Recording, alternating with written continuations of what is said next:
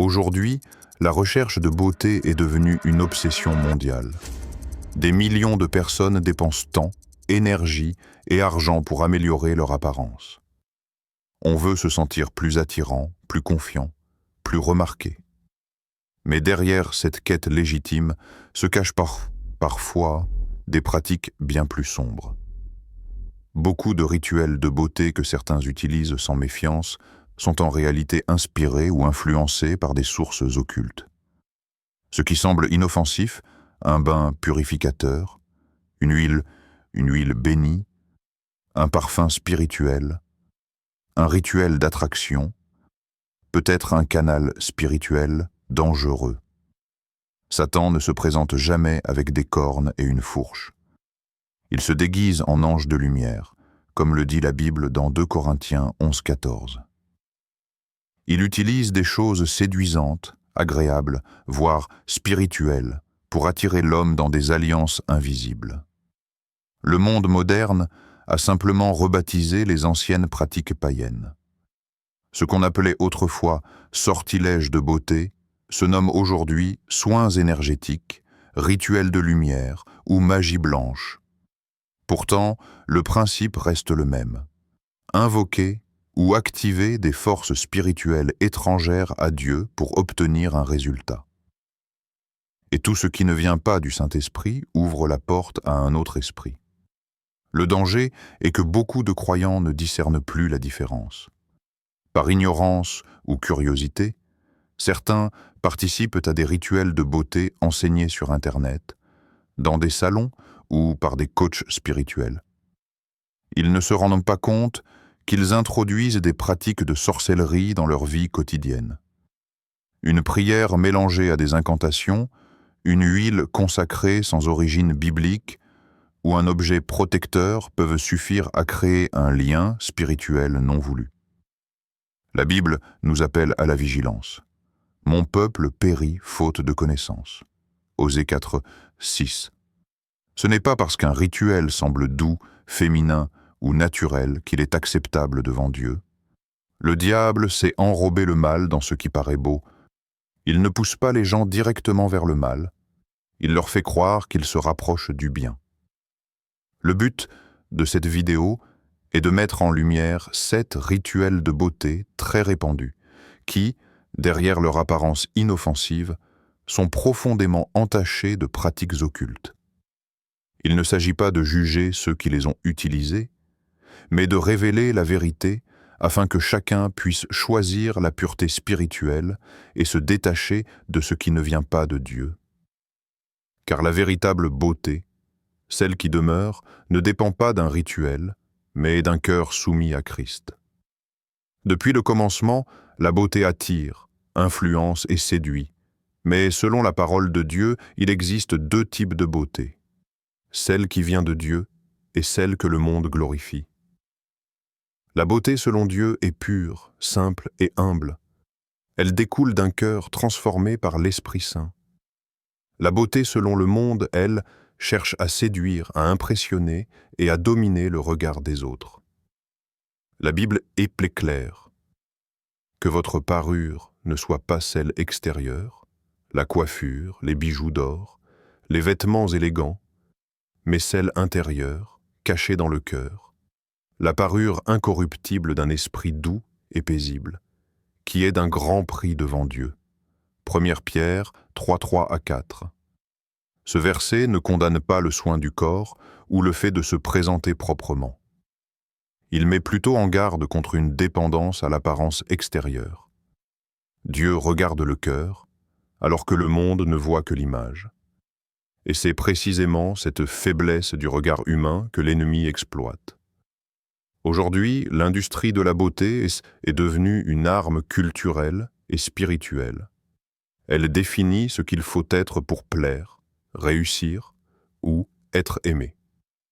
Les réseaux sociaux imposent des modèles de perfection qui poussent à l'insatisfaction et à la comparaison.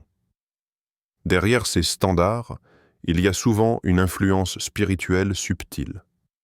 Pousser l'homme et la femme à se détourner de leur identité en Christ pour chercher leur valeur dans le regard du monde. Ce mécanisme est ancien.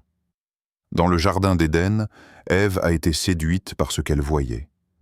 La femme vit que l'arbre était bon à manger, agréable à la vue, et précieux pour ouvrir l'intelligence. Genèse 3:6. Ce que l'œil a désiré a ouvert la porte à la désobéissance. De la même façon, aujourd'hui, beaucoup cherchent la beauté qui attire les regards, au lieu de celle qui attire la présence de Dieu. 1 Jean 2, 16 avertit. Tout ce qui est dans le monde, la convoitise de la chair, la convoitise des yeux et l'orgueil de la vie, ne vient pas du Père, mais du monde. C'est ce même esprit de vanité et de convoitise que l'on retrouve dans certains rituels de beauté. Ils promettent un charme, pouvoir d'attraction, confiance en soi, mais en réalité, ils nourrissent l'orgueil et la dépendance à l'image. Quand la beauté devient un moyen de contrôle ou de séduction, elle cesse d'être neutre. L'ennemi y trouve une porte pour influencer les cœurs, surtout ceux qui recherchent la validation extérieure. Beaucoup de rituels dits spirituels prétendent éveiller l'énergie, équilibrer les émotions ou élever la vibration, mais ils ne font qu'ouvrir des connexions spirituelles étrangères à Dieu. La vraie beauté, selon Dieu, n'a rien à prouver. Elle ne dépend pas d'un parfum spécial, d'une huile mystique ou d'un rituel de pleine lune. Elle se manifeste dans le caractère, la douceur, la fidélité et la paix. Elle vient du Saint-Esprit et non d'une énergie impersonnelle. Avant d'aller plus loin, il faut donc poser une base. Tout ce qui cherche à éveiller ou activer quelque chose en dehors du Saint-Esprit est une imitation spirituelle. Le chrétien doit apprendre à discerner. Ce n'est pas parce qu'un rituel parle de lumière, de pureté ou d'amour universel qu'il vient de Dieu. Le diable utilise les mêmes mots, mais avec une source différente. Comprendre cette différence entre beauté divine et beauté mondaine est essentiel pour reconnaître les rituels trompeurs. Dans les sections suivantes, nous allons analyser 7 rituels de beauté très répandus qui paraissent innocents, mais qui, spirituellement, peuvent lier celui qui les pratique. Rituel 1. Les bains, rituel purificateur. Le bain est, dans de nombreuses cultures, un symbole de purification. Se laver pour se sentir propre, détendu ou renouvelé est naturel et bon. Mais ce qui est devenu dangereux, c'est la version spirituelle de ce geste. Aujourd'hui, de plus en plus de personnes utilisent des bains dits purificateurs pour nettoyer les énergies négatives, attirer la chance ou recharger l'aura. Ces pratiques se propagent sur Internet, dans les salons de beauté et même dans certains milieux religieux mélangés à des prières chrétiennes. Ces bains ne sont pas anodins. On y mélange souvent des herbes spécifiques, du sel, du miel, du lait ou même du sang animal, tout en prononçant des paroles de libération ou d'attraction. Certains recommandent de les faire à des heures précises ou pendant certaines phases de la lune. D'autres demandent d'invoquer des forces de la nature, des esprits de lumière ou des ancêtres protecteurs. Tout cela est spirituellement dangereux, car ces éléments ne relèvent pas du Saint-Esprit, mais de pratiques issues du paganisme, du spiritisme et de la magie rituelle. La Bible nous enseigne clairement à ne pas chercher la purification spirituelle en dehors du sang de Jésus-Christ. C'est lui seul qui nous purifie de tout péché. 1 Jean 1,7. Aucune herbe, aucun sel, aucune eau n'a la puissance de libérer une âme. Ces bains ne sont donc pas de simples rituels esthétiques. Ils sont souvent des actes spirituels déguisés. Chaque parole prononcée, chaque élément utilisé, chaque intention d'attirer une énergie peut ouvrir une porte invisible à des esprits impurs.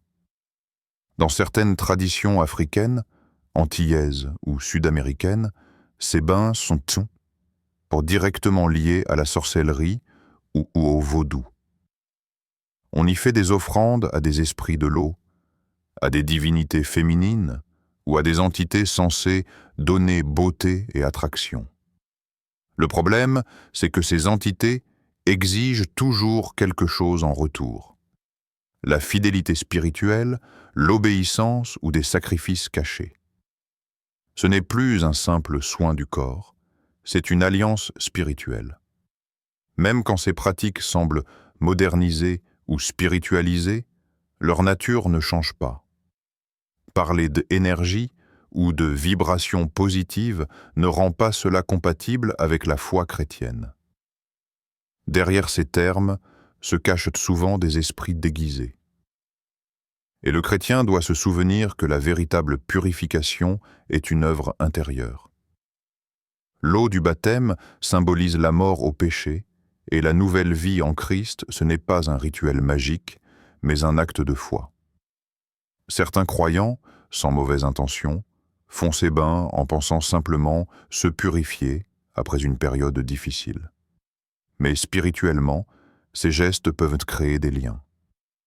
L'ennemi se sert de l'ignorance pour établir son influence. Beaucoup témoignent de cauchemars, de blocages ou de troubles spirituels après avoir pratiqué de tels bains. Ce ne sont pas des coïncidences, ce sont les conséquences de portes ouvertes. Dieu nous appelle à la prudence et à la sanctification. Il n'a jamais demandé à ses enfants de mélanger des rituels pour être bénis. Vous ne vous souillerez point par eux, car je suis l'Éternel, votre Dieu. Lévitique 11, 44. Ce que Dieu veut purifier, il le fait par son esprit, pas par des mélanges occultes. Le chrétien doit donc rejeter toute forme de bain spirituel, même s'il est présenté comme naturel ou positif. Il peut bien sûr se laver, prendre soin de son corps et se détendre, mais sans y attacher une dimension spirituelle étrangère à la parole. La pureté physique ne remplace jamais la pureté du cœur. Rituel 2. Les bracelets, colliers ou poudres de protection. Depuis toujours, les hommes ont cherché à se protéger du mal par des objets physiques. Aujourd'hui encore, de nombreuses personnes portant des bracelets, pendentifs ou colliers présentés comme spirituels ou énergétiques. Certains affirment qu'ils repoussent la malchance, éloignent les mauvais esprits ou attirent la réussite. D'autres utilisent des poudres, des huiles bénies ou des pierres chargées pour se purifier ou se protéger. Ces pratiques, bien qu'elles paraissent inoffensives, relèvent directement de la sorcellerie et de la superstition. La Bible nous met en garde contre ce type d'objet. Dans Deutéronome 18, 10 à 12, Dieu condamne toutes les formes de divination, d'enchantement et de recours à des moyens occultes. Porter un objet avec la croyance qu'il possède un pouvoir spirituel revient à placer sa foi ailleurs qu'en Dieu. C'est une forme d'idolâtrie, car on attribue à une chose créée une force que seul le Créateur possède.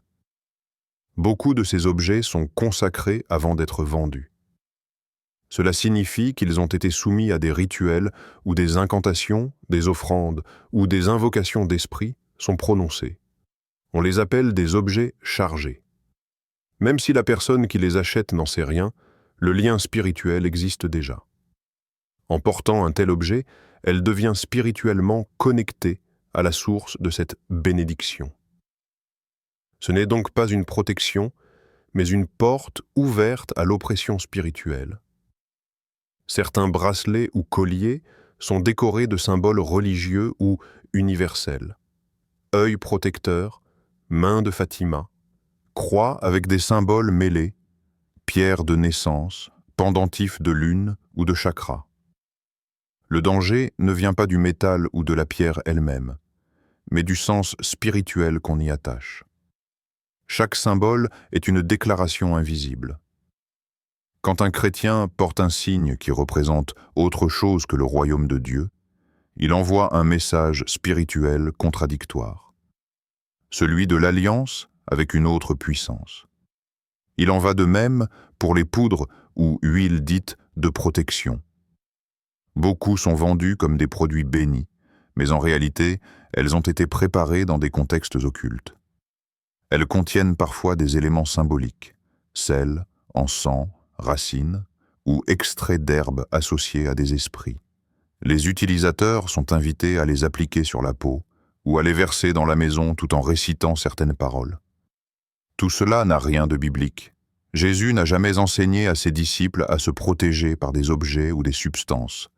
Il leur a donné son nom et son autorité. Les Actes des Apôtres rapportent qu'à Éphèse, ceux qui s'étaient convertis ont brûlé publiquement leurs objets magiques et leurs livres occultes. Acte 19, 19. Ils ont compris que le pouvoir de Dieu ne se mélange pas avec les artifices du monde. De la même manière, un chrétien ne peut pas avoir confiance à la fois dans le Saint-Esprit et dans un bracelet soi-disant protecteur. Jésus, seul, est notre bouclier. L'Éternel est ma force et mon bouclier. En lui mon cœur se confie. Psaume 28, 7. Beaucoup de personnes gardent ces objets par précaution, pensant qu'ils ne font aucun mal. Mais cette simple pensée révèle déjà un manque de confiance totale en Dieu. Le royaume des ténèbres se nourrit de la peur et de la superstition. Si un croyant croit qu'un bracelet peut le protéger, il donne déjà à cet objet une place spirituelle qu'il ne devrait pas avoir. Le chrétien doit apprendre à identifier et à se séparer de tout ce qui sert d'intermédiaire entre lui et Dieu. Les seules armes spirituelles reconnues par la parole sont la prière, la foi, la vérité, la justice et la parole de Dieu. Éphésiens 6, 10 à 18. Aucun bijou, huile, poudre ou symbole n'a la puissance de remplacer l'autorité du nom de Jésus-Christ. Rituel 3. Les rituels de beauté lunaire, solaire. De plus en plus de tendances spirituelles dans le domaine de la beauté s'appuient sur les cycles de la lune ou du soleil. On parle de bains de lune, de soins énergétiques de pleine lune, de rituels solaires de purification, ou encore de manifestations de beauté selon les phases lunaires. Ces pratiques, très populaires sur les réseaux sociaux, prétendent harmoniser le corps et l'esprit avec les forces de la nature. En réalité, elles trouvent leur origine dans des traditions ésotériques et astrologiques totalement contraires à la foi chrétienne. L'idée principale derrière ces rituels est que les astres influenceraient l'énergie, la peau, les cheveux ou même la beauté intérieure. Certains conseillent par exemple de se couper les cheveux à la nouvelle lune pour favoriser la croissance, de se baigner à la pleine lune pour absorber la lumière, ou de méditer au lever du soleil pour se connecter à la source cosmique. Tout cela semble naturel, mais spirituellement, c'est une imitation subtile des cultes païens anciens, où la lune et le soleil étaient vénérés comme des divinités. Dans plusieurs civilisations antiques, la beauté, la fertilité et la lumière étaient liées à des dieux lunaires et solaires. Les prêtresses se soumettaient à des rituels nocturnes pour recevoir la bénédiction de la déesse lune. Aujourd'hui, le langage a changé, mais la source reste la même. Quand une personne se connecte à l'énergie lunaire ou honore le cycle solaire, elle ne fait pas un geste neutre. Elle entre dans une pratique spirituelle qui détourne la gloire due à Dieu seul. La parole de Dieu condamne toute forme d'adoration ou de dépendance envers les astres. Dans Deutéronome 4, verset 19, il est écrit « Garde-toi de lever les yeux vers le ciel, et de voir le soleil, la lune et les étoiles, et de te laisser entraîner à te prosterner devant eux et à leur rendre un culte. Cette mise en garde est claire.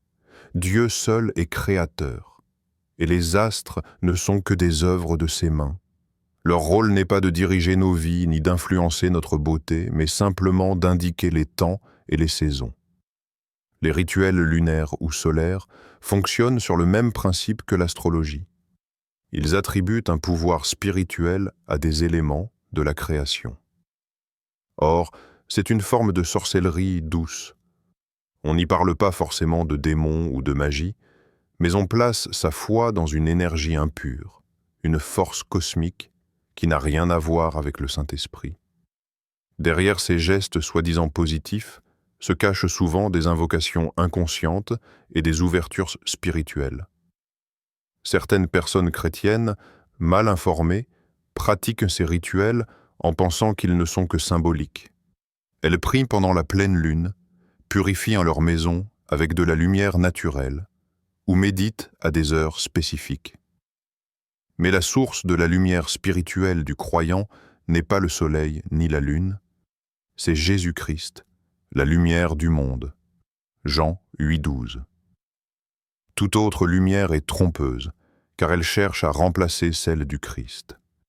Le danger est que ces pratiques créent une dépendance invisible. Une personne finit par croire que sa paix, sa beauté ou sa force dépendent d'un moment cosmique, au lieu de dépendre de Dieu. Cela détourne subtilement le cœur de la foi véritable. La Bible enseigne « Tu n'auras pas d'autre Dieu devant ma face » Exode 23. Or, dès qu'une pratique attribue à la création un pouvoir spirituel, elle devient une forme d'idolâtrie.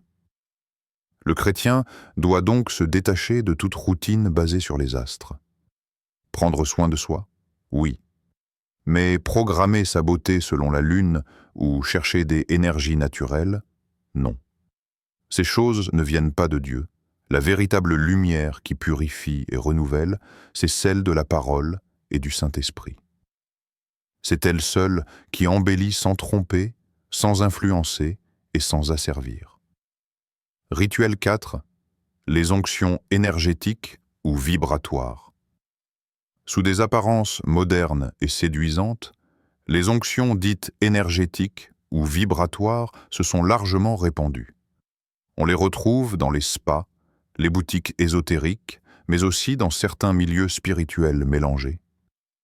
Ces pratiques utilisent des huiles, des parfums ou des massages censés réaligner les chakras, éveiller la conscience, ouvrir les sens spirituels ou augmenter la vibration du corps. À première vue, elles semblent inoffensives, mais en réalité, elles s'appuient sur des croyances issues du mouvement New Age et de traditions occultes. Le principe est simple. On croit que le corps humain émet une énergie qu'il faut purifier, équilibrer ou harmoniser. Les huiles sont alors consacrées pour canaliser cette énergie. Certaines personnes prient ou méditent en appliquant ces huiles sur leur front, leur poitrine ou leurs mains, dans l'idée d'activer des centres spirituels appelés chakras. Ces concepts ne viennent pas de la Bible, mais de religions orientales, hindouisme, bouddhisme ésotérique. Leur but n'est pas de conduire à Dieu, mais à une soi-disant illumination intérieure, indépendante du Christ. Le danger est que ces rituels imitent les pratiques chrétiennes, notamment l'onction d'huile mentionnée dans Jacques 5,14, mais sans le Saint-Esprit. L'onction biblique n'a jamais pour but d'équilibrer une énergie, mais d'invoquer l'intervention de Dieu dans la foi et la prière. Quand l'origine et l'intention de l'onction ne viennent pas de Dieu, elle devient une contrefaçon spirituelle. Ce qui semble lumineux ou pacifique peut en réalité être une ouverture à des esprits de séduction. Le New Age promeut l'idée que chaque individu est une étincelle divine, capable de se guérir lui-même. Cette philosophie place l'homme au centre et élimine la dépendance à Dieu. C'est exactement le mensonge que le serpent a présenté à Ève. Vous serez comme des dieux. Genèse 3,5. En cherchant à s'élever spirituellement par des huiles, des vibrations ou des méditations, on remplace la foi en Jésus par une auto-divinisation déguisée. Beaucoup de ces produits sont présentés comme naturels ou spirituellement neutres. Pourtant, plusieurs sont accompagnés de rituels d'activation. On demande de les exposer à la lune, de prononcer des affirmations ou d'appeler des guides spirituels. Ces gestes constituent des invocations. Même si la personne ne se rend pas compte, elle entre dans une communion spirituelle étrangère à Dieu. Les esprits impurs profitent de ce genre de pratique pour s'attacher à l'objet ou à la personne. La Bible est catégorique. N'ayez rien de commun avec les œuvres infructueuses des ténèbres, mais plutôt dénoncez-les. Éphésiens 5:11. Un chrétien n'a pas besoin d'énergie vibratoire pour ressentir la paix, car le fruit du Saint-Esprit, c'est la paix véritable. Galates 5:22. Cette paix ne vient pas d'une fréquence, mais d'une relation vivante avec Dieu.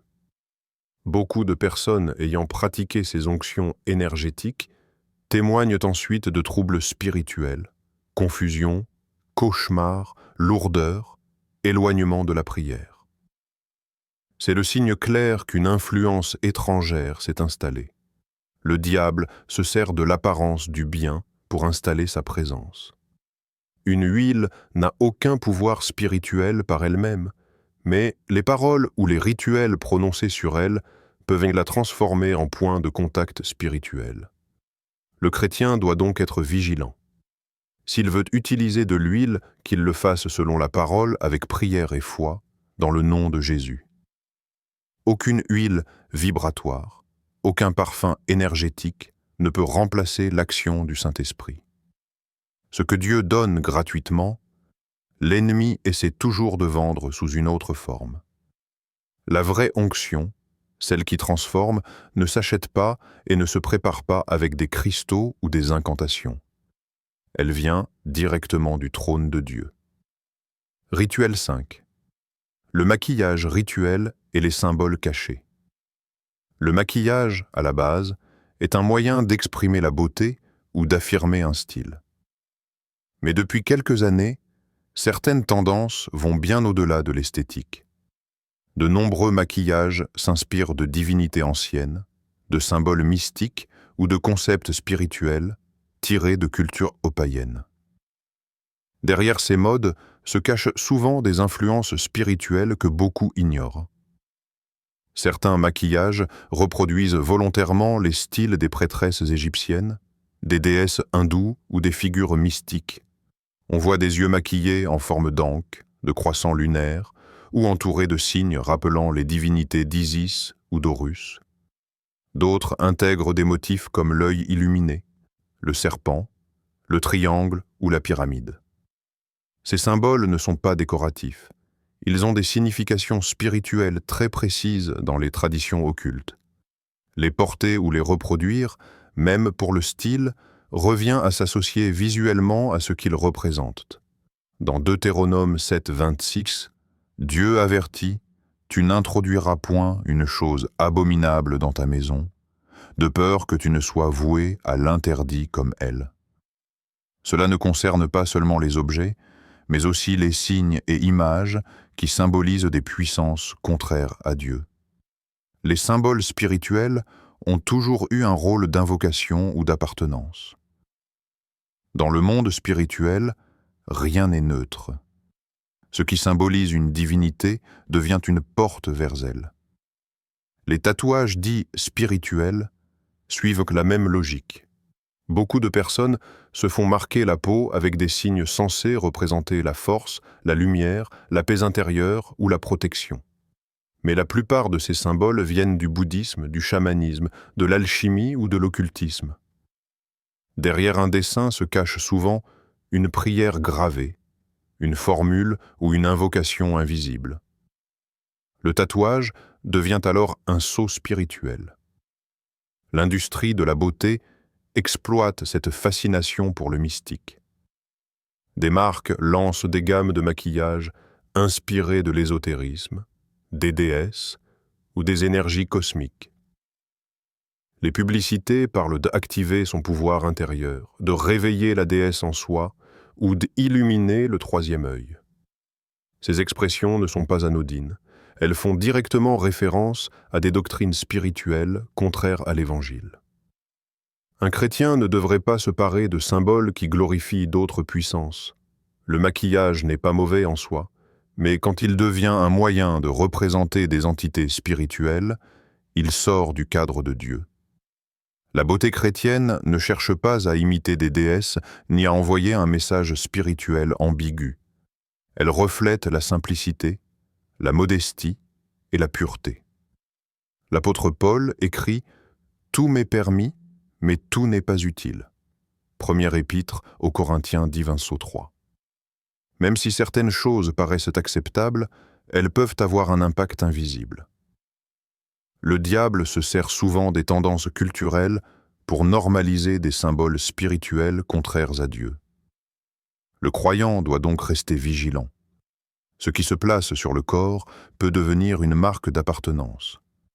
Le visage et le corps sont le temple du Saint-Esprit, et ils ne doivent pas être utilisés pour porter des signes d'autres royaumes. Rituel 6. Les rituels capillaires de couronne spirituelle.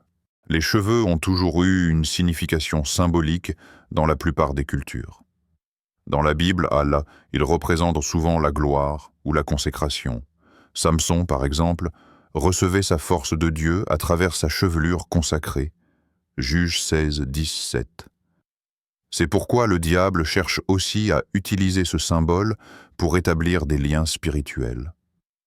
Aujourd'hui, plusieurs rituels autour des cheveux se présentent comme des soins de beauté ou de protection, mais sont en réalité des pratiques occultes déguisées. Certaines personnes font des prières ou des paroles de bénédiction pendant la coiffure, demandant la réussite, l'amour ou la protection. D'autres pratiquent ce qu'on appelle le verrouillage d'énergie, une méthode où l'on prétend sceller la couronne spirituelle pour empêcher les mauvaises vibrations d'entrer. Ces gestes peuvent sembler anodins, mais ils ont souvent une racine dans la magie capillaire, très présente dans certaines traditions spirituelles africaines, antillaises ou orientales. Dans ces milieux, les cheveux sont considérés comme des conducteurs d'énergie ou des points d'accès spirituels. C'est pourquoi certaines personnes conservent les mèches coupées, les enterrent, les brûlent ou les offrent à des entités. Chaque acte a une portée spirituelle. Lorsque ces rituels sont faits avec des paroles d'invocation ou des formules non bibliques, ils deviennent des alliances spirituelles.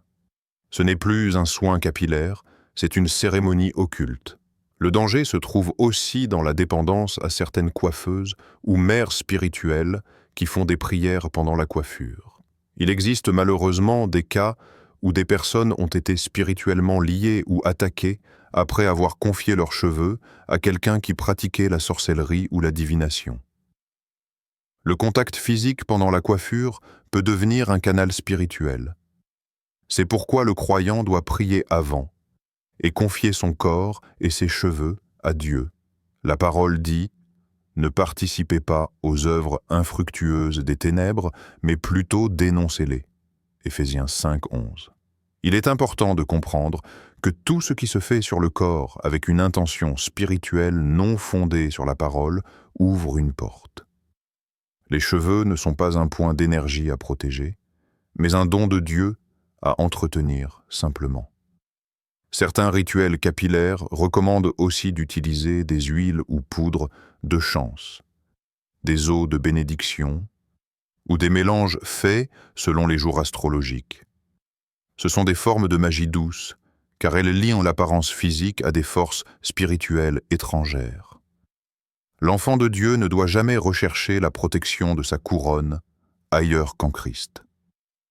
Le seul verrouillage spirituel légitime est celui de la couverture divine.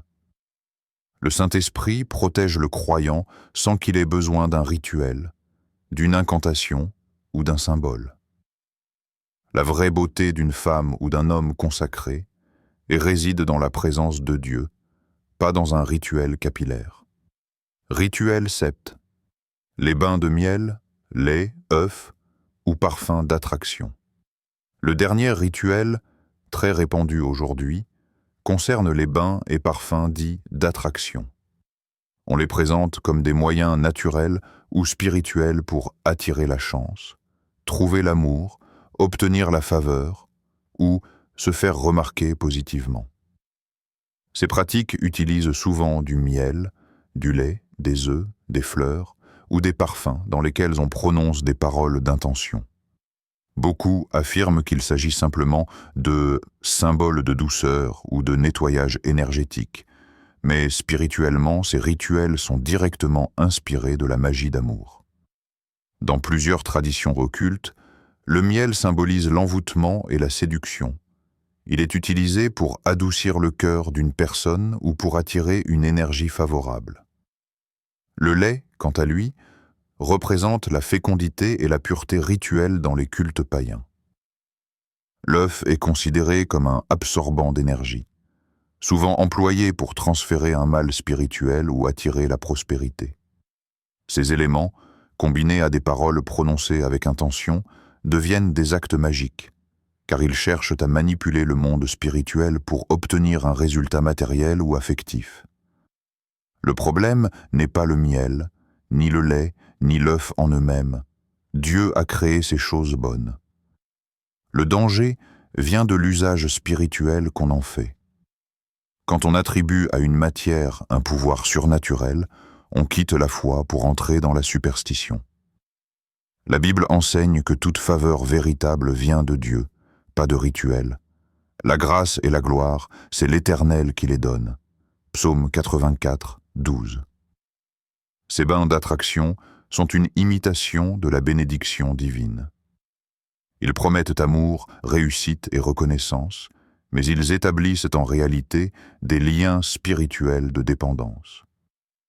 Celui qui les pratique finit souvent par devoir les répéter pour entretenir l'effet. C'est une stratégie de l'ennemi. Faire croire qu'une force extérieure t'aide alors qu'elle t'attache. Ce qui commence comme un rituel positif devient une prison invisible. Certains utilisent aussi des parfums de chance ou de succès censés attirer les bonnes opportunités. Là encore, beaucoup de ces produits sont préparés avec des prières occultes, parfois même chargés par des invocations. Les porter revient à s'enduire d'une onction étrangère. Ce n'est pas la bénédiction de Dieu, c'est une contrefaçon spirituelle. Le chrétien doit comprendre que la véritable attraction vient de la présence de Dieu dans sa vie. Quand le Saint-Esprit habite un croyant, il produit naturellement une grâce, une paix et une lumière qui attirent les autres. Il n'a pas besoin de miel ni de parfum mystique pour être favorisé. Joseph a trouvé grâce devant Pharaon, non pas à cause d'un rituel, mais parce que l'Éternel était avec lui. Genèse 39, 3. La fausse faveur obtenue par ces rituels est trompeuse. Elle donne un résultat temporaire, mais elle ouvre des portes spirituelles durables. Dieu n'a pas besoin d'un mélange d'œufs et de miel pour bénir quelqu'un. Il demande simplement un cœur sincère, obéissant et pur. Tous les rituels que nous avons décrits jusqu'ici ont en commun un point crucial. Ils ouvrent des portes spirituelles. Même lorsqu'ils semblent inoffensifs ou positifs, ils créent des connexions invisibles avec des forces qui ne viennent pas de Dieu. Ces pratiques peuvent entraîner des oppressions spirituelles, des blocages dans la vie personnelle ou professionnelle, et un éloignement progressif de Dieu. Les témoignages sont nombreux. Des croyants ayant pratiqué un bain rituel ou porté un objet protecteur ont ressenti des changements, cauchemars répétitifs, peur inexplicable, insomnie ou lourdeur spirituelle. D'autres rapportent un sentiment de stagnation dans leur vie, malgré leurs efforts, comme si quelque chose retenait leur bénédiction.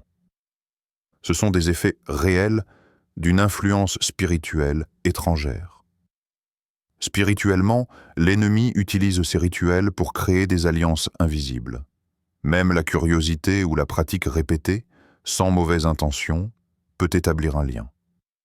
La personne devient vulnérable à des attaques, à des tentations ou à des esprits qui cherchent à détourner sa foi. Dans certaines situations, des gens ont dû renoncer complètement à ces pratiques et chercher la délivrance pour retrouver la paix intérieure et la protection divine. La Bible montre que toute ouverture vers des puissances occultes expose à des conséquences réelles. Dans Actes 19, verset 19, les nouveaux croyants à Éphèse ont brûlé leurs livres de magie et d'occultisme, car ces pratiques avaient un impact tangible sur leur vie spirituelle. Ce geste symbolise la rupture nécessaire pour se libérer de toute influence étrangère. Un autre effet fréquent est le blocage de la grâce de Dieu. Lorsqu'une personne place sa confiance dans des rituels, des objets ou des énergies, elle limite l'action de l'esprit. Dieu ne peut pas agir pleinement si le cœur est partagé entre lui et des pratiques occultes. Cela explique pourquoi certains chrétiens peinent à recevoir des réponses claires dans la prière ou à ressentir la paix promise par le Saint-Esprit. En résumé, ces rituels ne sont jamais sans conséquences. Même lorsqu'ils paraissent anodins, ils ouvrent des portes, créent des liens et peuvent freiner la vie spirituelle. La vigilance, le discernement et la repentance sont indispensables pour éviter ces pièges et rester fermement ancrés dans la foi en Jésus-Christ. La bonne nouvelle, c'est que tout chrétien peut se libérer des liens spirituels ouverts par ces rituels. La première étape est la repentance sincère. Reconnaître devant Dieu que l'on a participé à une pratique contraire à sa parole est essentiel. Jacques 4,7 nous rappelle « Soumettez-vous donc à Dieu, résistez au diable, et il fuira loin de vous. » La soumission à Dieu implique de renoncer à toute alliance avec le monde ou avec les pratiques occultes. Il faut déclarer clairement devant Dieu que ces objets, rituels ou symboles n'ont plus aucun pouvoir et que toute influence étrangère est rejetée.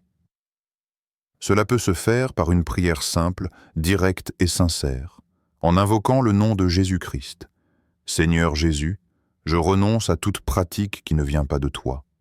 Je romps tout lien avec les rituels, objets ou symboles que j'ai utilisés et je t'invite à reprendre la place centrale dans ma vie. » Ensuite, il est crucial de prier pour être purifié et protégé.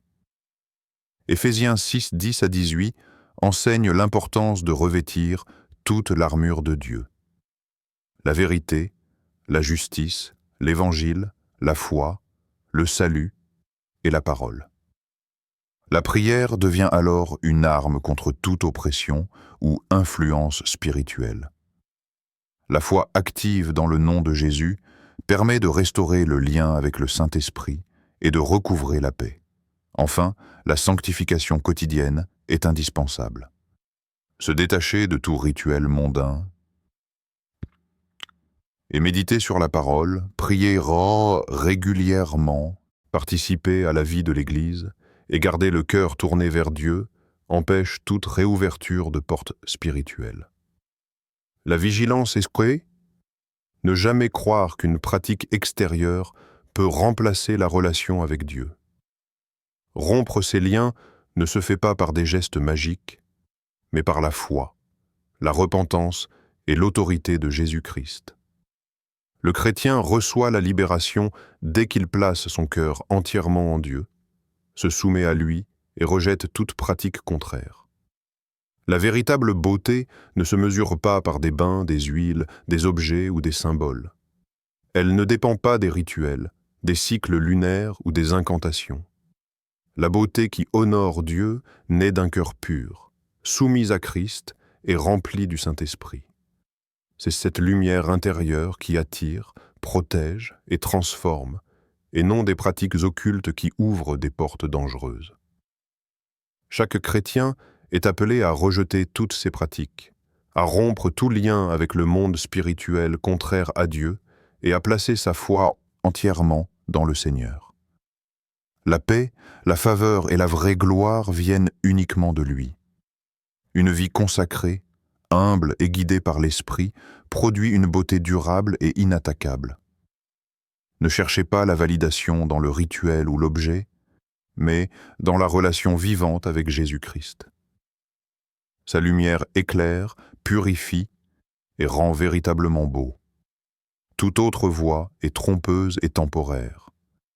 Choisissez la pureté, la foi et la sanctification. C'est là que réside la vraie beauté.